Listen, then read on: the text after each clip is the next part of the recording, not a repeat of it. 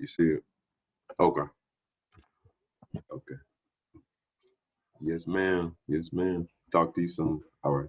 Bye.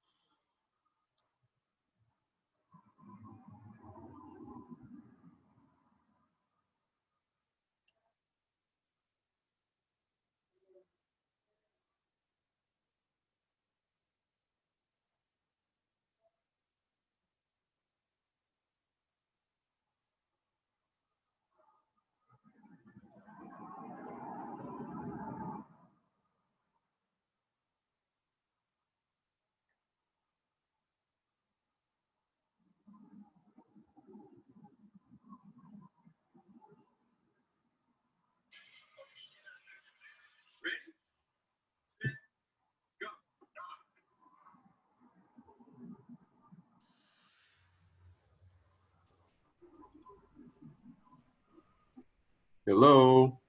Hello. Hi. Hey, Miss Evan. Goodell. Miss Goodell, are you Yeah. are you available? I could give you a call after this today, Um, or maybe yeah. tomorrow sometime. Well, probably tomorrow would be better, but I can talk to you after this if you'd rather. Um, I have another Zoom at 6. So if you Okay. don't want to talk to a woman who's cooking, I'll Yeah, be happy. that'll work. I'll give you a call once we get off. No, I had wanted to talk to you also, so this is Okay, a good good. thing. Yes, ma'am. Thank you. I have really enjoyed I'm the glad you. this opportunity to get to know other activists throughout the state because normally I know league people and I know Right. friends of them, but I don't Right. know other folks. So this has been interesting. Yes, ma'am. Yes, ma'am. I've been thankful that you've been attending, and then that they've been willing to let us talk with them. The lady that's joining us today, Miss Thomas, she just hopped She on, I just got think. on. Can you hear us, Miss Deb? Yes, I can. Can you hear Okay. me? Yes, ma'am. Hey. Hi. So I'm Oh, gonna intro. you have a Bible name. All the Oh, young yeah. See, people you know now what? want to have Debra. Right. But my grandmother named me, and she got Okay. that name from the Bible. She sure did. Yep. Good solid name. Well, so y'all know each other, and I won't do this for everybody that jumps on afterwards. But Miss Deborah, this is Miss Barbara Cadell, Okay. and she's the director of the state level, the state chapter of the League of Women Voters. Oh, okay. And I think that you say y'all have 9 county chapters, right, Miss Cadell? Yes, we have Okay. not. We have groups in 9 different parts of the state. Right. So, uh, In we're- Selma as well. no, ma'am, that's an Okay. error. We have somebody in we have a group in Montgomery, but we don't have anybody in Selma. We Yeah. could sure use it. Mm-hmm. Hmm. We've all been so busy during election season Oh, that we yeah. haven't gone out recruiting. And with COVID, it's hard to recruit. Yeah. Exactly. I have traveled before COVID, talking up, speaking to people and trying to talk up the league. But we have a history in Selma Okay. of women who wanted to get the right to vote, both Black women and white women. Mhm. So, there's a strong commitment somewhere in the air over there. But, Well, that's good. That's good. um, so if you know folks that are interested in starting a league over there, I'd be happy to talk to them. Oh, okay. I don't know of anybody just offhand, you know, Hmm. but I'm quite sure there are some folk over there because I know Callie Greer is over there, and Hmm. I was just wondering, you know, Hmm. uh, if she's associated in any way, you know. No, that just because I don't know her doesn't mean she's not associated with some of my people. Okay. Um, Y'all definitely know a lot of people in common through Arise, you and Callie. yeah, Uh, we've been so members of Arise. Well, my church was a member of Arise when it first started, and then my husband and I are members as soon as they let us have individual members. Mm-hmm. League's a member, um, and we've probably run across each other at various Arise events. Mm-hmm. well, we'll definitely have some more time to visit and for Miss Cadell to ask some questions as well. But the way we'll do it, Miss Deborah, is I'll read your opening bio and then start with some questions. Okay. And then we'll go until for maybe about 20, 25 minutes and then open it up for questions Mm-hmm. for whoever is on. And then we'll talk for maybe 10, 15 more minutes after that question period ends, and then have a final round of questions. And we'll usually close out 5 minutes to the hour or right at 5 o'clock. That Okay. sound good? That sounds good. All right. Do my So best. I'm gonna read your opening bio statement here. So throughout her career, Deborah Thomas has organized, mobilized, and educated Black women and girls in rural communities to advocate for public policies that directly impact them and their families. Deborah is currently a consultant with DARTA LLC, which works to support organizations and alternative businesses and cooperatives owned and operated by Black women. She is a grassroots organizer and board member of the Southern Rural Black Women's Initiative, SRBWI, for economic and social justice. SRBWI is a collective of women leaders across Alabama, Georgia, and Mississippi dedicated to lifting up Black women and families in rural deprived areas.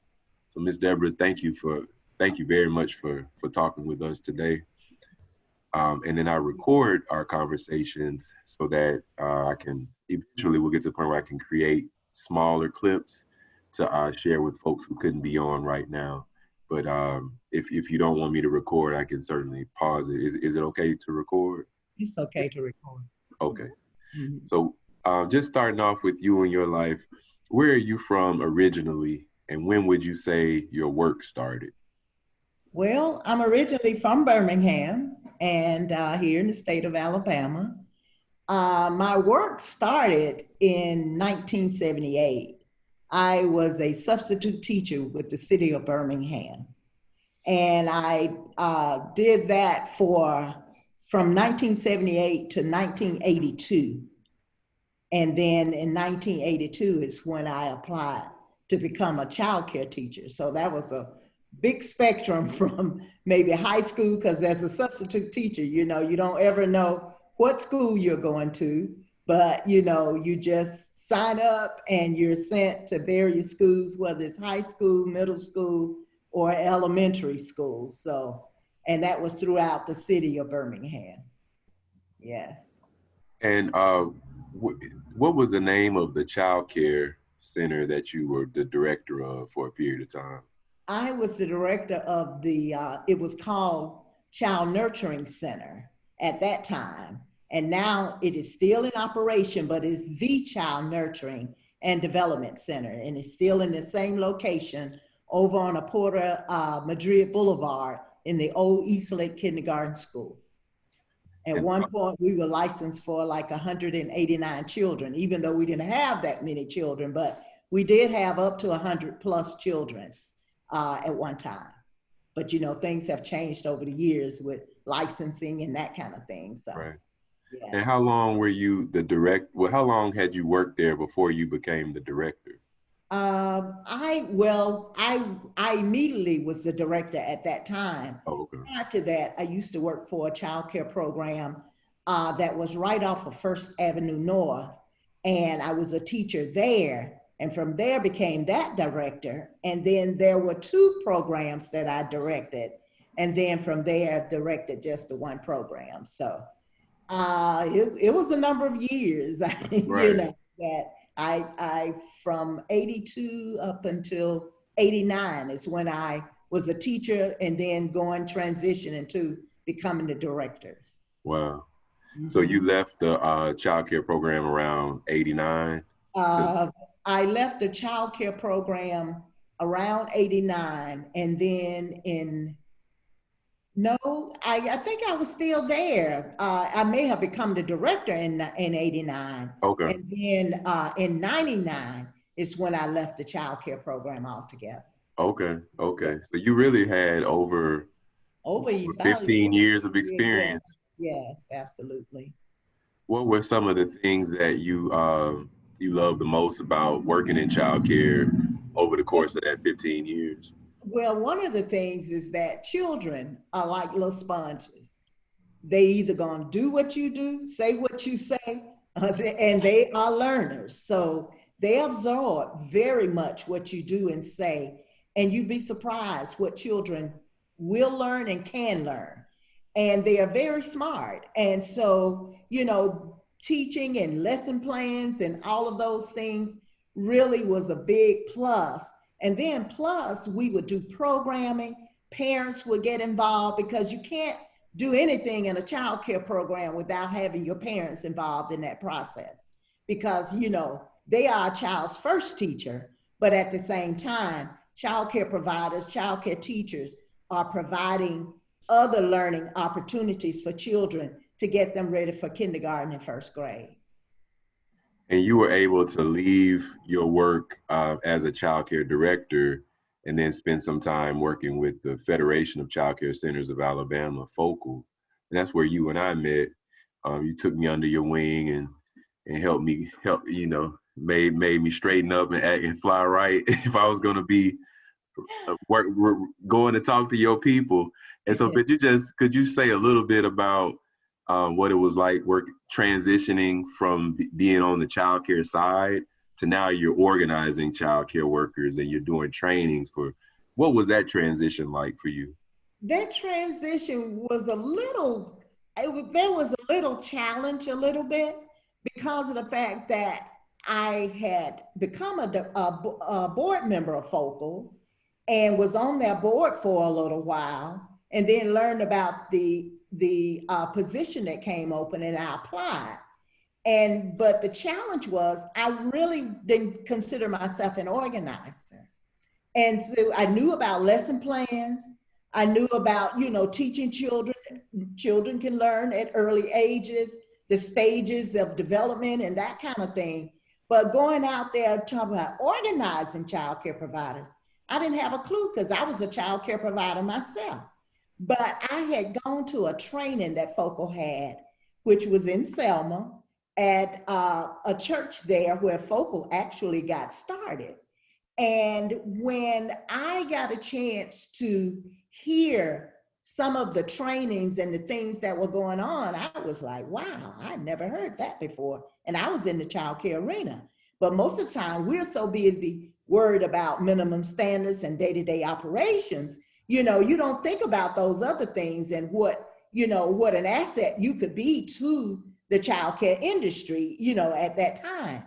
And so being a part of that and the training that I received training up in Tennessee, I never forget, at Maryville College, and it was organizing training. I had never had organizing training before like that. And so that kind of little bit by little bit, being at the table, hearing from others, hearing from the leaders that were a part of Focal really helped with me moving forward and being out there on the ground with organizing. So I can just say that my childcare background and my background being a director really prepared me basically for a boots on the ground experience working with child care providers. And along the way of your time, so I guess you started in Focal in '99, and then In 2000, in really. 2000, I'm sorry, and Uh-huh. then and you stayed there probably until what it was like 2014, 13, somewhere in there, 17. So I stayed 2017. for 17 years, yes. And over the course of that time, there were all sorts of initiatives we could spend a whole other conversation talking about. But one of the things that emerged was the Southern Rural Black Women's Initiative, and Yes. you're still working with it now. Could you Yes. tell us a little bit about what SRBWI is? Yes. Whatever you want to share about how it got started. Okay. SRBWI, when you think about women leaders, and especially Black women leaders that came together, these were women that were part of the civil rights movement, like Shirley Sherrod, Sophia Bracey Harris, Oleta Garrett Fitzgerald. And so these women, and Dr. Billie Jean Young, who is an adjunct professor at Judson College over in Perry County in Marion. And so when you think about these women coming together to the table and putting their thoughts together and ask, the same question began to come up all the time about, a better quality of life for Southern rural women, a better quality of life for young women.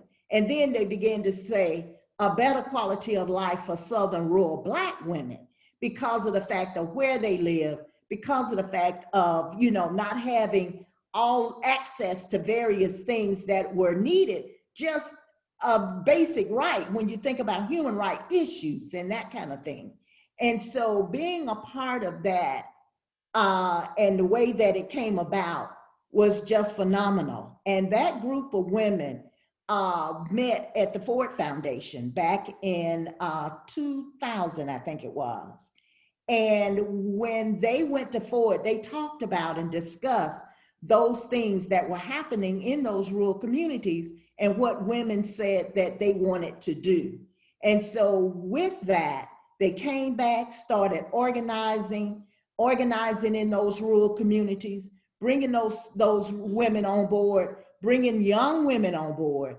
And in 2002, that's when SRBWI was formed. So it was those women that really had a thought about what was good, and then they did needs assessments and talked with other women that were in those communities, and that is how they really got started. So it was wonderful. And so we understand, it's a three. I put the website link in the chat, and it's a 3-state initiative. It Correct. includes Georgia, Alabama, and Mississippi. Yes, we're looking at the South, we're looking at the Black Belt counties in Southwest Georgia, where Shirley Sherrod is the lead, and that is with the Southwest Georgia Project. You look at the Mississippi Delta with Oleta Garrett Fitzgerald, and they are also the Southern Regional Office for the Children Defense Fund. And then you're looking at Alabama, which used to be Focal, but now is Bama Kids, Better Activities Make All Around Kids with Cheryl Threadgill Matthews. And now we're working in some of the Black Belt counties here in Alabama. But since 2017, the counties in Alabama has dwindled down to 4 counties that we actually work in, because that's the capacity that we have right now in Alabama. And that is in Lowndes County, Wilcox County, Greene County, and Conecuh County.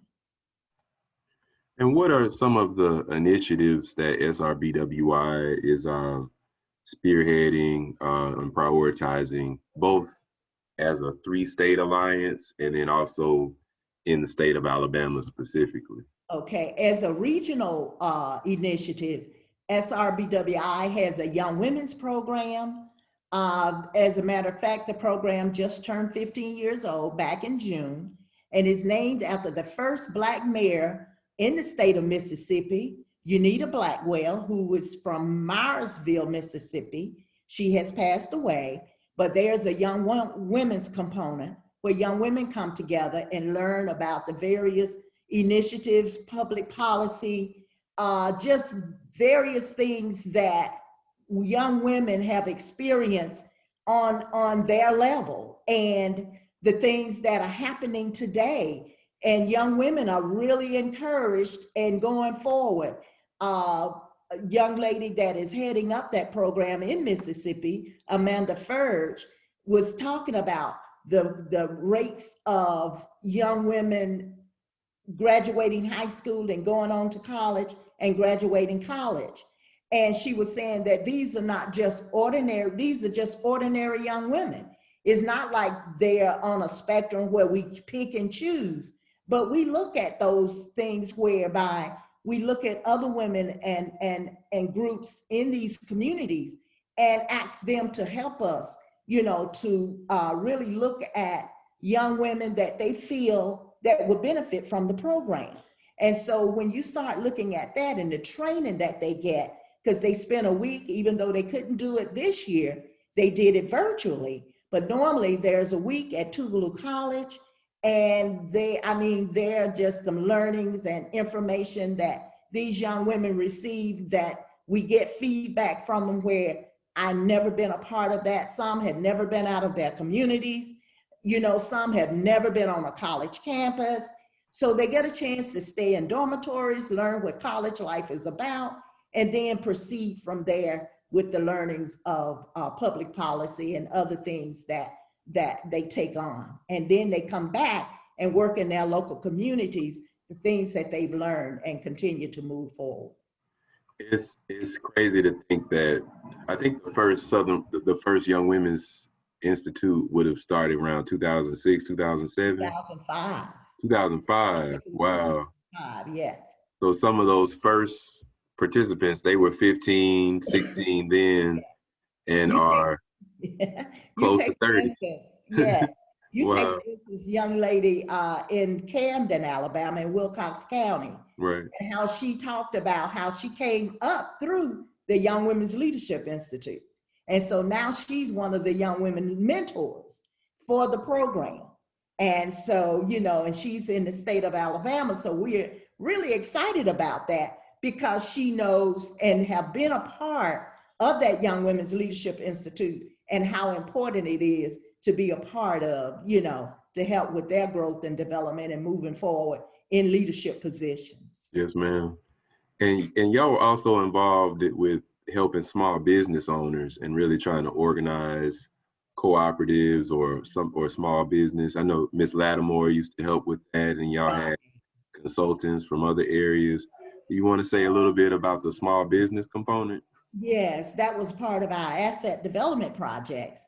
And from that, we have now a company called Southern Journeys, and it's called the Southern Journeys Collective. And you can look it up online, where these are women sourced, and they have put together various types of garments or basically handbags. They do masks now that COVID is in place, but it's called Southern Journeys Collective. And so Southern Journeys Collectives. And so that gives you an idea of the talent that is in these rural areas. We have a quilter. We have people that, you know, like I say, make garments or whatever, even though they are not sold on the website, but the quilts can be sold on the website. And so we are really excited about just meeting people where they are and just, you know, really being absorbed with this raw talent that these folk have and moving in that direction. So it is wonderful to see and the love and passion that they have for the work that they do, you know, and we really appreciate that.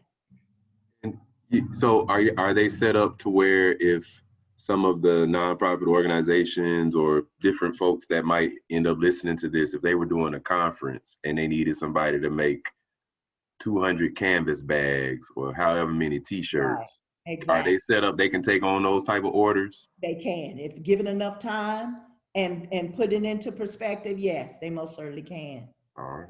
So we put the southernjourneyscollective.com website in the chat, as well as SRBWI's website. And I think now would be a good time for me to maybe pause and take some questions from um,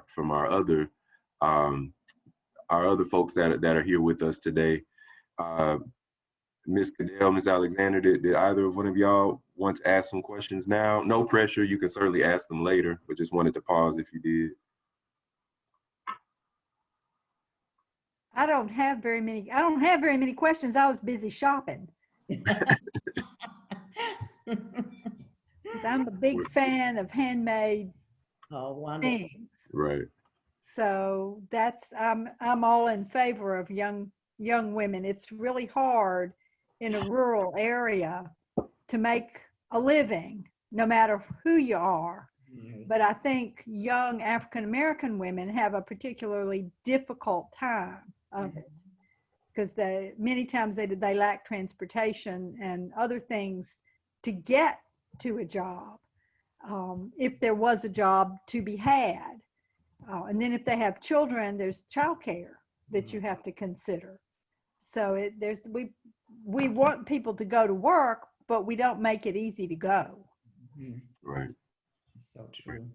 And piggybacking on what Ms. Cadell was just saying, yeah, there was a report that SRBWI did on the state of a quality of life assessment of Black women in the Black Belt, or in the counties that make up SRBWI.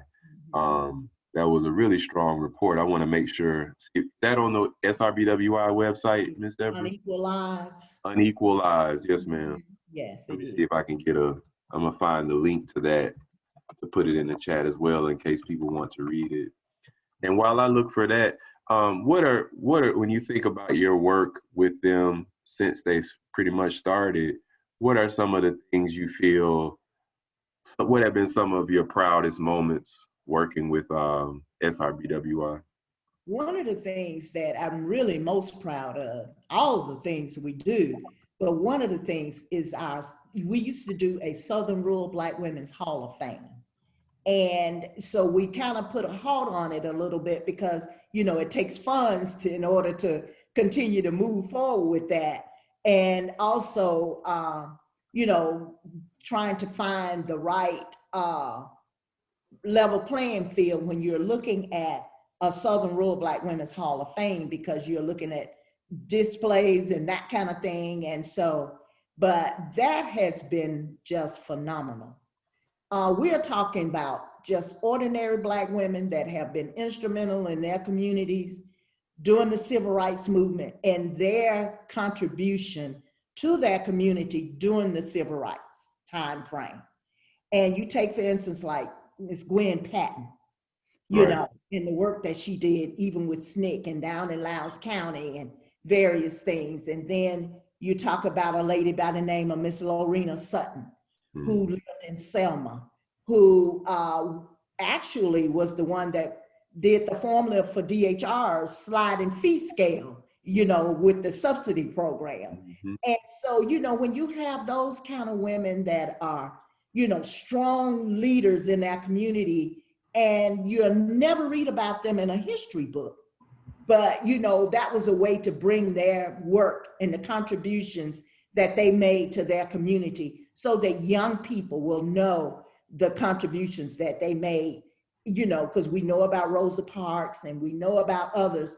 We know about Fannie Lou Hamer and others, but, what about Miss Lorena Sutton, who was a school teacher at that. And then, and that kind of thing. And then you think about Black women who were on school boards. And, back then there were no Black women on school boards, so, it's like they breaking the ceiling, and being able to really put forward information that really leads to people being able to learn about those lives. It was always beautiful how during the Hall of Fames, the program aspect, the dinner, where it was, you would have a dinner and speakers and a whole evening to honor the different honorees, and the young women from the Young Women's Institute would be involved. So now it's a multi-generational Right, exactly. circle of family and of womanhood. And that was always very special to watch me, me as a male to kind of experience that. And it would be very powerful in the room seeing, because it was clear that this is not a space that at that particular time, uh, there weren't enough of those spaces. And so, just I can never praise or thank you enough for the work you did in creating those spaces and helping people to feel those moments. Um, when you think about the work you've done and organizers who have kind of come of age since then, you've had a lot of different social movements. You had the president of the election of President Obama. You've had people who kind of, and he was telling people for the first time, the first time they heard about community organizer was him saying the term. And then since then, you've had so many different movements that have emerged around Trayvon Martin or Michael Brown, Black Lives Matter, people emerging in response to things over the last 4 years. So there are a lot of people now who are thinking about being organizers and doing organizer work. And that's certainly something you started long before it was a fashionable thing to do. And I wonder, what are some of the principles that you hope organizers will uphold based on the things you've learned over the course of your work? I wouldn't call it so much principles, but I would say that when you're going into communities and meeting with people and looking at organizing and organizing in those communities, be respectful. Know that, these are the people that live there. Meet people where they are. They may not speak your language. They may not even know your language. But if you start talking with them and asking them about, what do they see and what is it that they need, who do they know that would want the same thing that they want possibly, and then just start talking, they will begin to let you know about who else is in that community. We used to call people gatekeepers, and they knew the people that were a part of whatever and whoever, and things of that nature. So just meeting people where they are and moving forward, you may not move that fast. It may take a little while. It may take you going back several times in order to meet. But when you bring those people together, ask them what is it that they want to see happen in their communities. Because when you're gone, you may go to the next area. These folks are still there. So find out what it is that they want and what they want to see happen. And when you would do trainings on policies, when you would explain things like the market rate study for the child care providers or the child care subsidy grant, or when it was time to focus on different campaigns around healthcare or around whatever the different issues of the day were, sometimes you would have to take complex policies that were written in certain terms and break it all the way down so that it wouldn't be a barrier to the community to receive that information. And what were some of the things you learned about translating information to really make sure that it could be brought home to the audience you were talking to? Well, sometimes we will have meetings with child care providers, and we will bring them to the table and try to find out from them, what they wanted to see, even though there were some policies already in place. But because of the fact that they were in place didn't mean we couldn't challenge them. And so when you start looking at ways to challenge policies and bringing in folks to see exactly what it is that was happening, because a lot of times we didn't get the information from the Department of Human Resources. Sometimes we would actually get the information from providers themselves. And then we would go and start working on that. And then start, looking at, if you could see our walls in our office where paper just really surrounded the wall with writings and stuff, and I said, if fire marshal come up in here, he'll put us all out. I mean, because that was the way, we were just putting information out there. But, but going back and saying how, policies are in place for a reason, true enough. But like I said, it's not that you can't challenge those policies. And so that's what we tried to do, and moving forward in that perspective. And then also, reaching out to other organizations, because you can't work in silos. And so reaching out to other organizations and people that knew about public policy and childcare policy, and being able to reach out that way and bring people on board, letting them know exactly what was, what providers said that they needed. And we will work from that perspective. Yes, ma'am. Um, and when you think about, work that's taking place in Alabama now, what are some of this is a two-part sort of question. You can take whichever one you want first. What are some of the things you think are missing in terms of work that's being done to improve the quality of lives of people who are wrestling with poverty, with illness, what at a grassroots community level? What do you think is missing in terms of that work? And then the flip side, what are some of the strengths we have here with work that's going on that you wish people recognized and celebrated more? So one is, what do you want to see more of? One is, which would you like to see less of?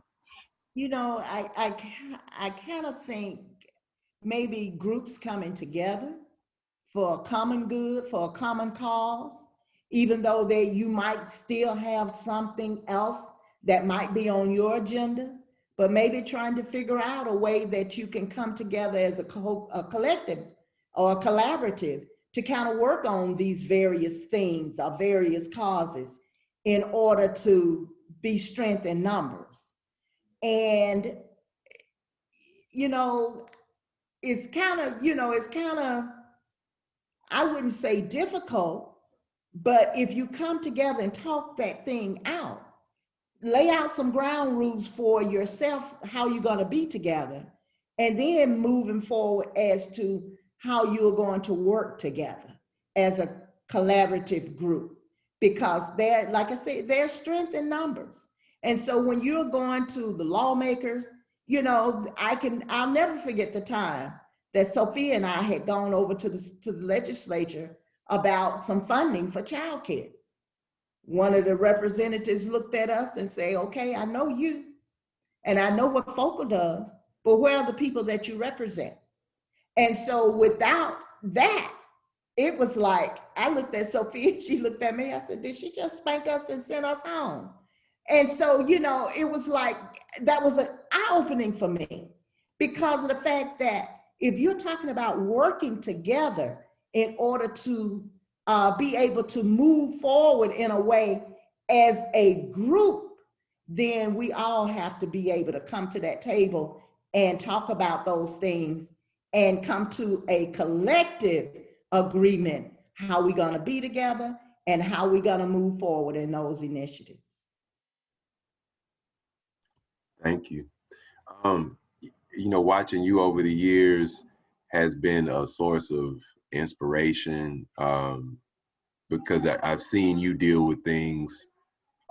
There's nothing that the people that you're organizing or that you're serving are going through that you haven't experienced in some kind of way personally. And yet you still grow up, you still go into the communities and go into those relationships and are able to fill them up with some kind of hope and a willingness to do the things you're saying, as far as, continuing to try to work together. And I just wondered, what keeps you inspired, generally speaking? And then also I was going to ask you, in terms of people, who has helped keep you inspired and mentor, who has invested in you in ways that you'd like to acknowledge? Well, starting out working for the child care program has been inspiration. Working for, Focal. Now I do some work with the Alabama Institute for Social Justice, looking at SRBWI, and to be able to just be a part of those arenas, and people have trust in me that, you know, they trust me enough to do some work with them, which is, you know, a godsend for me. And so when you start looking at that in a way, then, you know, you just try to do the best that you possibly can. Nothing is perfect. Nothing will just happen overnight. Sometimes they do, according to who's in leadership. But as you move forward and as you try to figure out which way, how, along with everybody else, then I'm not sure if I'm answering it all the way, but you know, that is the way that I look for it, you know, it to move forward. So, Yes, ma'am. mm-hmm. And then when you think of your colleagues and peers who are kind of keeping you sharp, I remember you used to really like to work with Marshall Hunt down in Mobile, or you know, Fran Clampett in the Madison County area, Right. and just different people around the state. Who are some of the people that you have really kept you sharp and continue to teach you new things over the years, as Yeah. far as your Yeah. organizing work? Those same people, along with, like I said, Sophia, Lanice Emanuel, you know, Jack Gilbo, Liz Sankey. It's just so many people that I have come in contact with over a period of years that, you know, we can still contact each other and can still remember each other and do and say and talk and be forward, you know?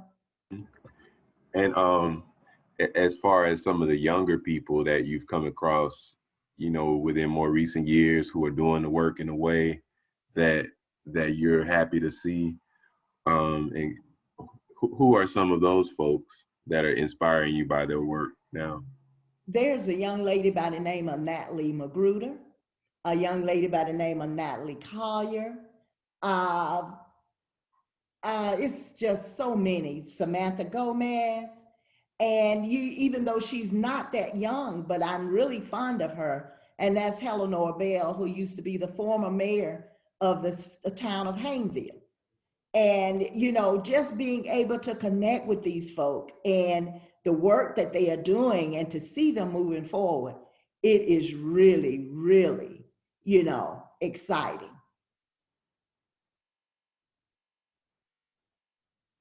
If people want to stay in touch with you and stay updated on your work, how can they go about doing that? They can email me.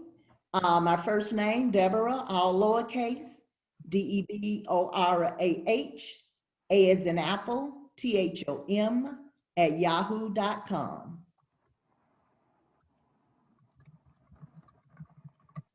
Yes, ma'am. Well, those were the questions that I wanted to make sure we discussed. Are there questions that anyone who's joined us today would like to ask Ms. Deborah?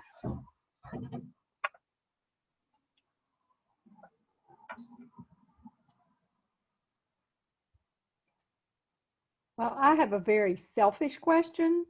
The League of Women Voters is going to be doing some legislative advocacy. And I know that, Ms. Deborah, you and your organization are interested in policy issues. If there was one or two issues that you would want to bring in front of the legislature, what would they be? Child care, number one. You mean funding childcare? Yes, absolutely. Okay. And Medicaid, expanded Medicaid. Medicaid expansion. Yes, ma'am. Let me get rid of this phone call. I'm sorry. Child care and Medicaid expansion. Mm-hmm. Yeah, are y'all members of the Cover Alabama Coalition? SRBWI has participated. Okay, good, because we have joined them in writing to the governor and saying, look. Which is also a part of that Southerners to do something with Medicaid. I can't think exactly. Oh, yeah, yeah. So that's SRBWI is a part of that group, which folds into Cover Alabama as well, because Cover Alabama is a part of that. I think it's Southerners to Expand Medicaid or something like that. Something, yeah, I remember signing off on some of that stuff. They had a candlelight vigil on the 1st of October, Mhm. you know, as a part of the lives, you know, looking at and giving honor to, you know, to the lives that were lost due to COVID, but people not having proper insurance or being able to get the medical care that they needed. Right, or just being poor. Yeah. So That was that. This group was doing candlelight vigils. You said, they Ms. did Deb? a candlelight vigil, yes. The Covering Alabama. No, it was No, it's a Southerners southern. Expand Medicaid or something like Oh, that. okay. I might not be saying it correctly, but that happened back on the 1st of October. But you can Google them Yeah. and they come up. I think it's Southerners to Expand Medicaid or Oh, I Medicaid. see it. Southerners for Medicaid expansion. Southerners for Medicaid expansion, yeah. I'm gonna put that in the chat as well. Mhm. That seemed like that's. Oh, what'd you say, Ms. Goodell? Oh, no, I was just saying we'll be, thank you for sharing your email address, because when we start, right now, we're trying to decide which way to jump, but when we decide, I'll be reaching out to you. Okay. We can jump together. Yes. That's right. Well, Ms. Deborah, thank you so much. I told you we weren't gonna take all day, and we didn't have to dwell on anything that felt unnecessary. And you have been a trooper throughout this whole process. So I really appreciate you being willing to do it with us. Thank you. And yes, one of ma'am. the other things I wanted to mention, SRBWI has in all 3 states is a Human Rights Commission, Okay. which, you know, look at human rights issues. And so we only have 4 in Alabama in those 4 counties that I named earlier. And so that is some work that is being done on the ground as well. I'm gonna put a link to that so people can see it as So well. once they go onto the website for SRBWI, Right. then you can look through the various programs and the Human Rights Commission information will come up. Okay. And do those give people an opportunity to sort of gather together to talk about ways they feel violence or discrimination, bias are negatively impacting them? Absolutely. Structural racism? Okay, Yes. that's great. Marguerite Casey has been a big supporter, as well as the Ford Foundation, and Babcock too, I believe. Right. Exactly. So, all right. Well, thank you so much. Everybody, I need to type some of the notes up and then get you the ones from Tuesday as well. But again, I can't say enough about Ms. Deborah's integrity and the things that she taught me about really taking seriously every interaction that I can have when I say that I'm doing the work on behalf of a justice group or if I call myself an organizer, to really put the relationships at the center and to keep my word. And that's something, I haven't always lived up to it, I'll be honest, but it's always the standard in my heart. And I definitely feel that conviction and feel that look she would give me if I didn't measure up to it when I do miss that mark. And so it's always something that continues to fuel me is thinking about her example and others who live up to a similar code. And so I really appreciate you sharing your experiences with us today. And I hope y'all will stay in touch with her and visit the sites that she shared with us today. Thank you so much for the invite. Thank you so much. Yeah. Thank you. Okay. We'll talk to you soon. And I'll get you the link for the recording so you can watch it or share it with anyone. Okay. Oh, okay. Thank you. Yes, ma'am. All right. Take care, everyone. All right. Thank you.